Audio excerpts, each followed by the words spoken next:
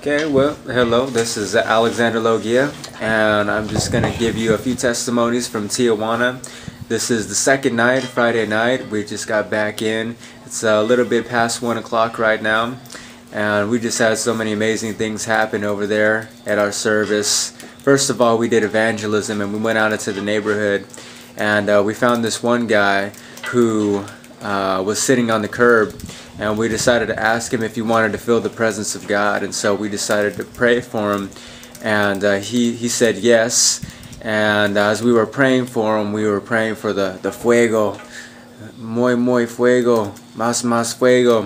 And so as we were praying for him, he started sweating and all the fire came on him. And we kept going on, and we kept blessing other people, telling them about the church service that night. And then we came across another guy who was inside of a shop. And inside the shop, we went and we were talking to some people, and there was one guy who spoke English. So he started telling us about how he got deported. He went to, he was in America, and then he got deported into Tijuana. So he wasn't able to see his family, and he was crying about that. And so we decided that we were going to pray for him, and he allowed us to pray for him. So when we were praying for him, the power of God came on him, and he started weeping under the presence. And we asked him if he wanted to get his life right with Jesus, and he said yes. He wanted to invite Jesus into his life. So he invited Jesus. We led him through a prayer, and he was saying, "Yes, Lord, I want you, Jesus. I need you in my life. I want you to help me." And it was a powerful encounter that happened where God was going deep into his heart. So then after that, we went into the church service, and I was leading, and we had many prophetic words that were given that were on point, as well as prophetic art. And then it went into testimony, and after that, preaching. And so once the preaching was done, then we started calling out words of knowledge and going into ministry time. And it seemed like all the words of knowledge were on target, on point, and a lot of different people even went out without even knowing where the word of knowledge was. And they ended up finding the person that they had the word of knowledge. So some cysts dissolved off of, this one guy had cysts that dissolved off of his arm.